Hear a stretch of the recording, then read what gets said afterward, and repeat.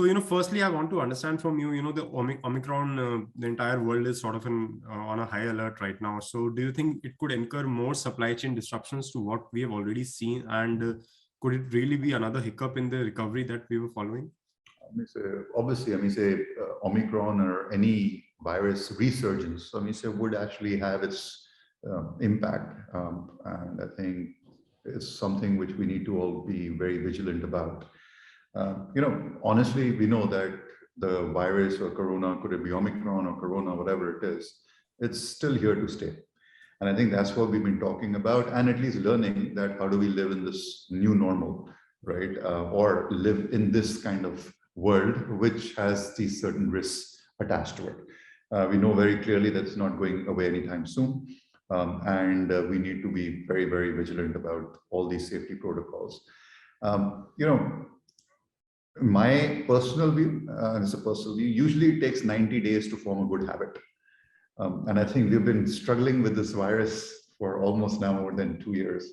Yeah. So started with Jan, and Jan of last year, it's going to be almost 2 years. Or exactly 2 years from December, if you were to look at it from 2018. So I think it's kind of a habit formation thing, wearing masks, sanitizing, all that stuff. And I think we'll, live with it for the time being as of now. So I don't see too much of a particular threat in terms of too much disruption, but yes, the whole corona world has actually seen a whole massive disruption between a supply and demand, right? It has broken supply chains in multiple folds. You've seen hyper commodity cycles coming in. And if it continues and it gets elongated, we'll continue to see this kind of a behavior. Right. If you see the passenger vehicle and the overall, you take all these categories of vehicles right now, almost every segment is down, year on year, and also on month basis, if you see. So there's an excessive sense of volatility in the whole environment. So how do you see, companies cope up with how do companies really, are they coping up with the situation, and what is the extent of damage that it has created now? You said that it's been almost 2 years now. Say 2 years for the virus, but you have to see that the auto industry, especially in India, which was going through a very, very, there is a growth opportunity. There is this whole, all the macros being aligned, there are low penetration levels, but you have to still understand that from 2018-19, this is the third successive consecutive year. So we are actually going to go and decline. And we're still far away from the 2018-19 levels. And I think that's the cause of the serious concern. Mm-hmm. And within that, I'm talking, this is, when you talk about decline, you're talking about volume, right? Decline, it's getting declined. But if you see on the other side, there are so many other variables which have come into play. Coronavirus being one, the whole pandemic situation. Second, I think the whole situation of this cost increase, right? The regulations basically has played its own game by basically really putting the price pressures onto the customers. There is an extremely sensitive hyperinflationary environment when it comes to commodities. And again, I don't think in commodities, the cost has gone up that much as the prices have gone up. Right. And there are hyper cycles which you are seeing. And again, it's putting pressure onto the complete industry. With this, there is the fourth point, which is the whole future of mobility. If I look at 2018-19, and I'm giving that reference point because till that point of time, there was a stable environment, there was growth which was coming in, there was much more growth which was anticipated in the future, given basically all the policy of the government. But then now, if you see, there has been a massive basically disruption and future mobility when you're talking about, there are so many avenues on future mobility. So again, it makes the basically more and more variabilities coming in your business environment. And to the extent that, for some segments, some sectors, I think it's a complete transformational change which will happen, which may have that business continuity at risk. And I think that's the, biggest worry for me, that, from the industry point of view, there would be. So as you rightly said, we are going to put a positive spin to it. There are challenges, but then there will be opportunities as well. But there are multiple factors playing at the same time within a very, very, I would say, 2 year, 3 year, very, very concentrated, I would say, time zone. Right. You mentioned about these, these critical segments where the uncertainty is way too high, and there's a risk of going obsolete, maybe companies getting, they're looking at obsolescence. So could you identify those particular, segments or categories of maybe components where the risk is way too high? And how No, do so companies like strategize from now? Like you mentioned 2018, if someone would have, strategized at that point, maybe they were in a better position now. But if somebody is like starting off from scratch today, how do they move forward then? I think clearly the future of mobility, I mean, it's simple. I mean, say EV, right? If I look at 18, 19, maybe there were not too many players in the industry which would very, staunchly believe that EV is here. I Right. think the government intent was very clear and declared also in 18, 19. Hmm. There was FAME 1, there was FAME 2 policies which were there. I think it was an industry which basically was not clear whether it will happen or not. Right. I think today I personally feel that no one in the industry is doubting this, that in India, EV mobility will happen. It will happen in different segments in a different way. Maybe I think in the three-wheelers first, then two-wheelers, then probably the buses, then probably going into the pass cars or in certain last mile connectivity. So, it will follow a trend, but I think the government has probably established a very clear intent of fast tracking EV, right? And this is also happening in the global trend. So first and foremost, when it talks about if we know very clearly that this is going to become a reality, I think the first thing what we at least Lumax is doing is seeing whether we are EV proof or not in our current component basket. Yeah. Right? In our current products and services, are we basically EV proof? What are the high risks which are there? And if they're high risk, there is a definite time plan to be basically discussed out because it's not going to go immediately, but then there are certain segments which will be fast adopted. Second, I think there's also then this whole challenges of basically seeing where you want to play in the EV game, right? In this thing, because EV, there will be EV critical components, and then there will be EV trends. EV critical components, as you all know, those are 5-6 components, right? I mean, so you have your motors, you have your battery, you have your charging infrastructure, all that. I'm not going to say all that. So 5-6 components will be the EV critical components, right? I mean, so do you, as a company, as a player, want to play in that game, right? And you have to see this is going to be intense competition with a lot of basically money basically playing in. However, there are certain trends as well, which will happen because of this whole EV transformation. Mm-hmm. And they are something like, for example, there would be more electronification in a vehicle. Yeah. There will be a lot more integration of software. Right. There will be a lot more digitization. Right. There would be a lot more lightweighting. There would be a lot more connected vehicles. Right. These are something which probably are going to be fast tracking. And I think that's where, companies may want to see also good opportunity avenues. But eventually you are basically going to have to skill up. You'll have to, I think every company will have to play and, okay, let me rephrase this. I think for us right now, the CEO is like a CRO, which is the Chief Risk Officer, because there's so many risks which are coming in. Because unless you mitigate risks, you will not be able to capitalize on the opportunities this whole ecosystem comes in. Right. There is this whole, I think the government has really given the spin on the PLI, especially for the auto segment, by saying advanced technologies. And I think it's a very, very important point. Because as advanced technologies, because we know that we've been a net importer, if these advanced technologies will come in as a reality, I think the government has given the incentivizations to say, hey, let's localize. Right. Let's bring the best and try and see whether we can take a leap in the world order. I think now it's up to the companies to actually act on it or enact on it and, start to invest on this. So it's a very, I would say, interesting time because there are multiple challenges, there are multiple risks. This taking appetite, I think Indian entrepreneurship will have to show a lot more, at least in this auto industry. Right. I want to pull out two questions from your answer only. One thing is this PLI. So what is the level of interest you're seeing from the auto component side towards this? And, what sort of a gestation period are companies or are investors looking at if they're, looking down the PLI route? I think clearly, PLI is just more of a facilitation which the government has put in the ecosystem. So obviously there's very time-bound PLIs which have been done. So when you now talk about gestation periods and all, it should be actually in sync with the PLIs, because they very clearly said 5 years, this much investments, this was thresholds, and you need to, even they've broken down year on year. So I think they have given a very clear roadmap. I don't think there can be a more defined roadmap to basically that. And I think that's where say people will have to start working, on it. I think there is a lot of interest and excitement. I think there will be a lot more applications than 26,000 crores may not be enough.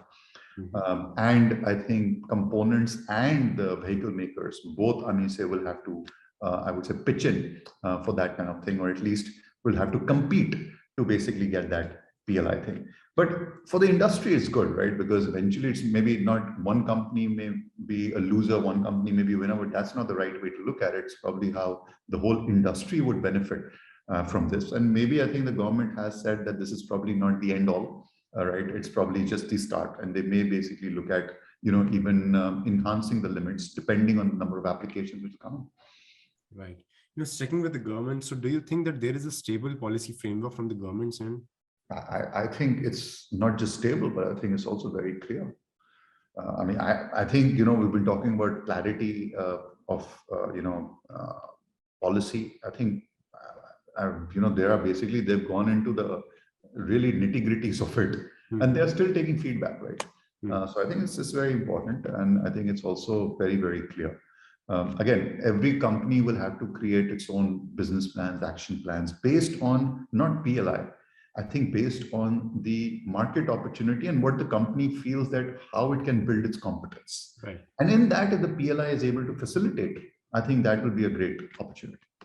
Not just PLI, overall, do you see the overall, sense of stability from the government to the industry? Is there something lacking in it? Because I think, major players like you, when you do your investments, you're thinking from long term. Yeah, so I think there are a few, I would say, negations as well. So when I say not negations, I think, we have ramped up from BS4 to BS6. Yeah. And that had huge investments, right? And I think here, when you're talking about huge investments, you're also now talking of a regulatory framework, which will bring in CAFE, OBD2, multiple other norms, right? And those are all on ice. So one point, you're actually also, the industry has to commit on improving the ice, but parallelly, there is also this whole EV, which is coming in. Right. Or future mobility. And when you talk about EV, when I say future mobility, then you're talking about also ethanol or basically biofuel engines, so multiple things are coming in. And I think you may feel chaotic at times because there are so many, but as I said, I think from a industry point of view, we'll have to have a bit of open-ended approach. I'm sure no company can do everything. I think every company will have to see where its competence lies, where it can be competitive and give a good value creation to the end customer. Based on that, I think you'll have to play your own game. And of course, the risks are extremely high because you don't know right now that EV will be absolutely fine, or your CNGs will be fine, or something else will come through. Yeah. I think that's I would say, the interesting part of the story. So as a CRO, how much weightage do you give to policies when you are looking at those investments for the future? I think we, as in principle, do our business plans based on not policies, but based on our customer and our outlook. And of course, so it's more from based on the customer plans outlook. Of course, policies can very well change these outlooks still. So we are very well aware of the policies.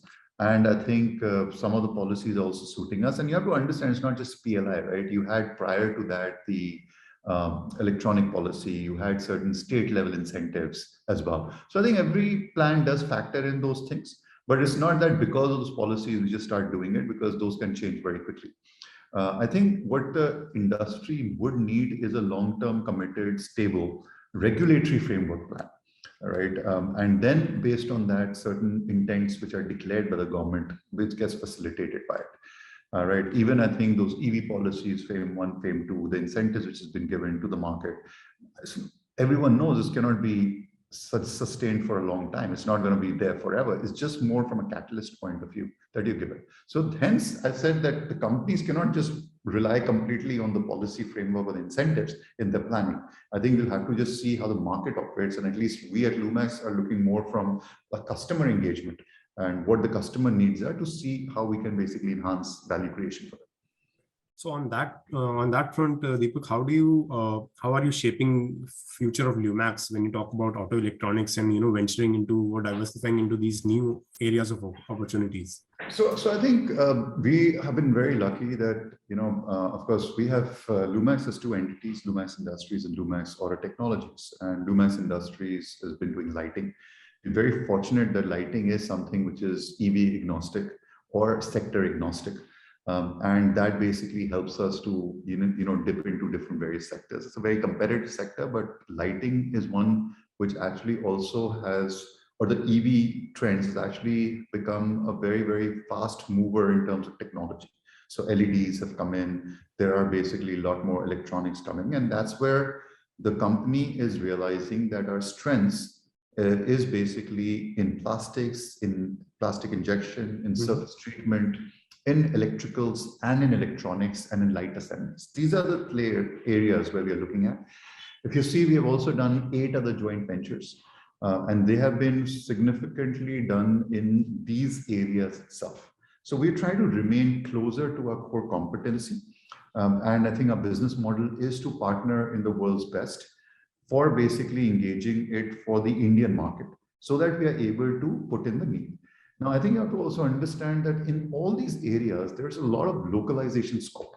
And hence, and also when I say localization, deep localization, it's not just product localization, it's also engineering localization, it's also, process localization. And I think that's where Lumax is trying to attempt that as basically we localize and we get these tractions on these JVs, we'll be able to basically create a certain set of values for the customer, which basically would give our JVs or joint ventures in different product portfolios much more sustainable.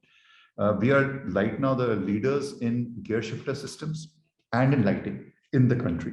Right. And I think both are seeing, I would say, not incremental, but transformational change when it comes to technology. Like the transmissions, right? There is AT, there is MT, the EVs as well, right? And I think that's where the company philosophy is to put in engineering resource as well, so that we are able to also be more self-reliant and partner with our partners or the joint venture partners to basically ensure that, we are able to not just meet the Indian market, but then also if there's any global requirement with them, try and basically approach to that. So intent is very simple, competitive, be more technology self-reliant, and basically meet customer need for the Indian market. Right. On this thing of localization, there's this entire thing about Atmanirbharta that has just, come up over the last 1.5 years. So are we really walking the talk there? I think auto industry, to be honest, you're right. Our honorable PM coined the term of Atmanirbharta. And I think that is for the nation and very, very, I would say, relevant, because specifically when you looked at the corona or the pandemic hitting India, you saw that there were very many areas where you were not basically self-reliant. I would beg to differ on the auto industry. Auto industry had, in principle, since mid-80s or even earlier, had been only relying on Atmanirbharta. Be it localization, the supply chains were basically very, very much in collaboration and being handheld by the OEMs to basically do Atmanirbharta. Atmanirbharta could be on quality processes. It could that point time be delivery. Then in maybe mid-90s, 2000, it started doing on engineering as well. So there's a lot of localization scope which is already coming. Right. Of course, we do import a lot as an industry, but I think clearly with this whole trend changing of electronics, electricals, I think that's where I think for advanced, I would say, automotive applications, right. Now, how do we become more self-reliant? I think that's where when the industry and the policymakers joined hands to try and make a footprint. But I think we've been Atmanirbhar for a long time. I've always given the example, the two-wheeler industry. I think India motorcycle and the scooter industry is, I would say, shiny example of Atmanirbhar. There is no other, I would say, at least in India, engineered product which has global scale, global competitiveness, exports from India, and has a very high localization in basically India as well, right? So that's a very fine example of Atmanirbharta. Right.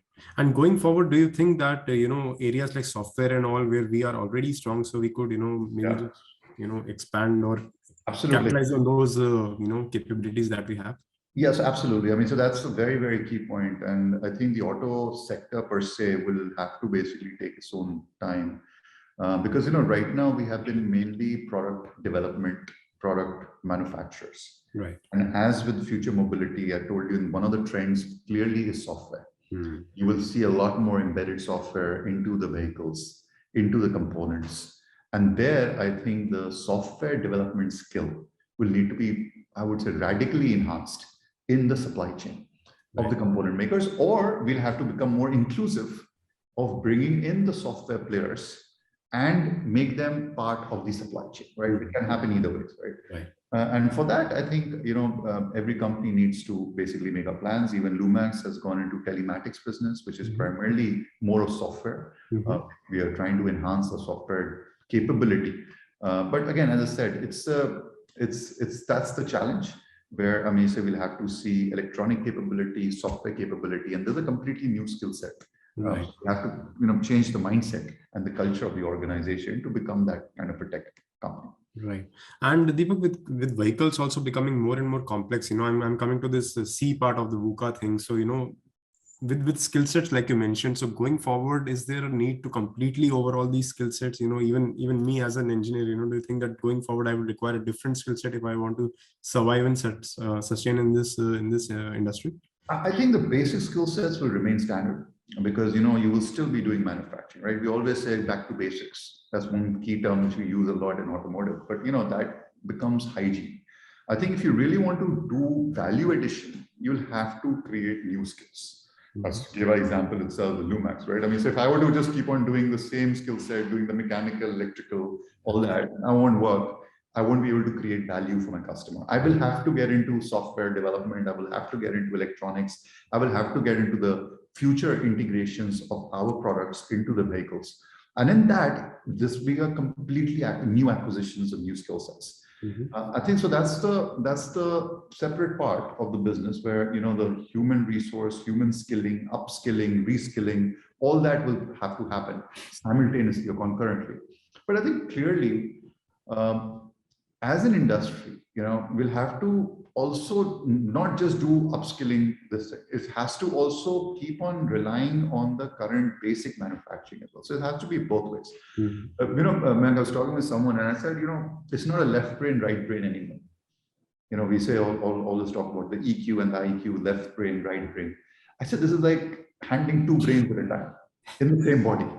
Right, one brain is talking about the future, the other brain is talking about present. How do we basically take the present challenges? And I think that's what has changed over the last few years. That the industry is definitely seeing that there's going to be a radical shift in the future of the mobility. Maybe the supply chains will basically start. So the complexities definitely have increased multiple, right? And this will be the new way of doing business. It's gonna remain like this. I think VUCA word was coined. I don't know when was this, by which year was it? Yeah, by the Bain or which was right. And if you know the VUCA world story, right? The VUCA was coined itself by some Boston Consulting, was it? Or okay.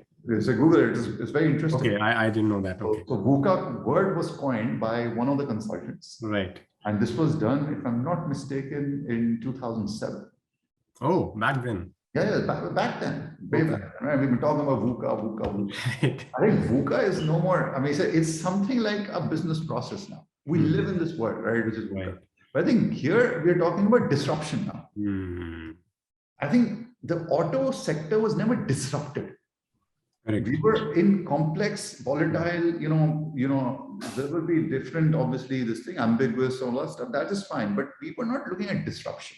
I think it's changing to disruption now. Right. How do you basically get to this new basic world order where this whole disruptive forces are coming in? Something very similar to what happened with the mobile phones, what happened with basically the cameras, what happened with, Xeroxes of the world, right?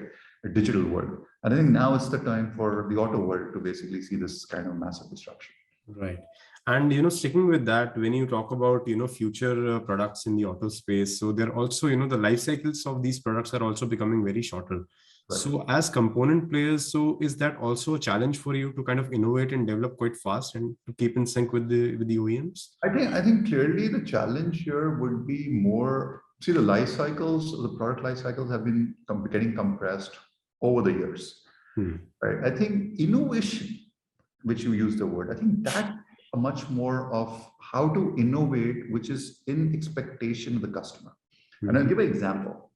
If I were to, there's a joke, right? There's a joke saying, and I heard it from the CPO of Hero, by the way, the new CPO of the Hero. He said a very nice thing. He said, if Henry Ford would have gone to the customer and said, hey, listen, what do you want? What do you need?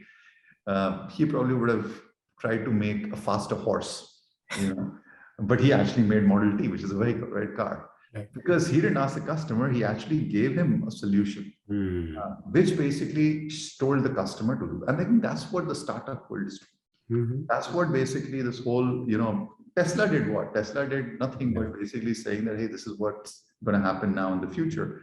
And we will basically shift to this. And the big players probably didn't realize at that point of time. But if you look at eventually the consumer accepting it, that's what come through. So a lot of people are talking about vehicles are going to be the new software on wheels. Right? So I think the innovation product, if you're able to collaborate with the customer and then innovate, to maybe forecast or to see that this is a need which gets created. And I think India is a fine example and a fine market to innovate.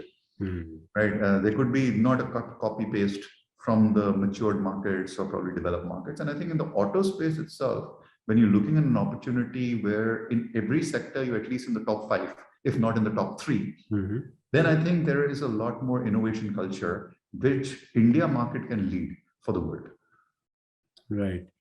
And Deepak, coming back to this localization thing, raw material prices are just like going through the roof. It's a very topical subject, if I may say so. So do you think there's any way to rein in these prices and, some sort of a way to hedge the consistent rise in the overall, price structure that we are seeing? I think instead of trying to do something which is beyond your control, I think there are different strategies, risk mitigating strategies. So for example, can you basically order more?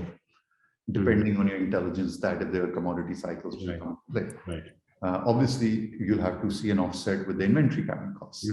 But then what you've seen in a hyper cycle, that basically there is no supply and the demand is there, and then the prices have just shot up. And I can make the same point that in these commodities, the cost escalation is there, but it's not as same as the price escalation. The price escalation a lot more. So I think inventorizing will probably be different. Ordering cycles will be different. So the whole gamut of supply chain planning may be different, right? And I think in that, we'll probably have to do and rework our business models to probably accommodate that kind of thing. Of course, I mean, say maybe the contracts with the customers, maybe we'll have to negotiate in a different way what we used to do, because these are very, very abnormal times. So we haven't seen these times before. Right. So have COVID really brought some lessons that companies are now using, and that have sort of changed the entire mindset inside companies when they're strategizing from a long-term perspective? I think simply, I mean, say, at least for us, what we are talking, and again, this is for us 2 years where we are not growing. I think the intent here is that we are saying, well, there is opportunity to grow, but even if we grow, we have to do a right growth. Right. And in that right growth, I mean, say what we have to also see is we have to look at basically a lot of financial prudence, make sure that our break-evens are extremely low, which can get basically sustain the volatility, maybe put in a lot more of our fixed cost to variable cost. So that's a lot more to do with our managing the businesses to actually see. Also, I think one very clear and important part which came in, just 1 second. Sure. Okay. One very important point which basically came to us in this whole pandemic realization is that our traditional business models do not work. For example, the supply chain planning. For example, also this whole digitization, right? Working. So I think there's been a lot of learnings, a lot of new habits. I was talking about habit formation, new habits which have been formed in this whole pandemic. And I think business continuity has become a very, very important business continuity and sustainability. I think that's taken, very high sensitization within the organization. Because eventually what we have seen is that if you're able to at least give customer that stress-free thing that, okay, we are doing our businesses, managing our businesses to ensure that all these volatilities are overcome. Don't worry about our at least problems from our side. You know, it gives that much more benefit to basically that relationship. Right. You know, and you mentioned that, you know, almost 2 years of degrowth in the domestic market. So are exports really kind of helping balance the entire, you know, downturn in domestic space? Well, I've heard now that, I mean, so we don't do too much exports, but I've heard we do aftermarket, and that's basically been quite robust for us in India. And I think that's also because the purchase cycles have been postponed because of that. I think the whole aftermarket situation has improved a bit. But I think from exports, what I've heard is because of semiconductor issues. I mean, so then exports also are suffering a lot more outside there. So yeah, I mean, so during the pandemic time, when we were in the lockdown period, exports did help. But I think it's kind of overall playing it, and then the logistics cost, and again the commodity cycles have basically created a havoc on the export market as well. And Deepak, coming to this entire, you know, the geopolitical situation with China, especially, you know, kicking this off. So do you think that India has some sort of an opportunity here to capitalize this entire, you know, thing on the geopolitical front? Yeah, it's a very sensitive thing because you'll have to balance that out. You have to still understand that China is one of the major economies. You have to understand from auto sector, it's probably one of the very, very important countries. But of course, we respect the geopolitical situations. We have to actually definitely balance it out. You know, the point is knee-jerk reactions may not help support the long-term, basically, fervence which we have. We are seeing that there is supply chain mitigation, which is happening all across the world, which India will have to compete for those opportunities. But definitely, I mean, so there are opportunities which we see. Sure. One final question, you know, and this is sort of an opportunity also to grab market share, you know, across the world, not just, you know, remain in India. So what, in your opinion, is going to be the, you know, the vision in the industry? You've said it a lot of times, you know, that we are a resilient industry, and you know, so how do you see the industry becoming more resilient going forward from here, and, you know, grabbing market share beyond just India? I think for that, I think it's just you need to take much more bolder bets, have a much bigger risk-taking appetite. And I think, you know, from the world order, 1.3% of the component, what you have is basically India's market share, right? And I think there's absolute opportunity. Again, I mean, it all depends on every company, how it basically would like to basically play in this world order. But definitely, I think the first step would be that you'll have to have a bigger risk-taking appetite on this.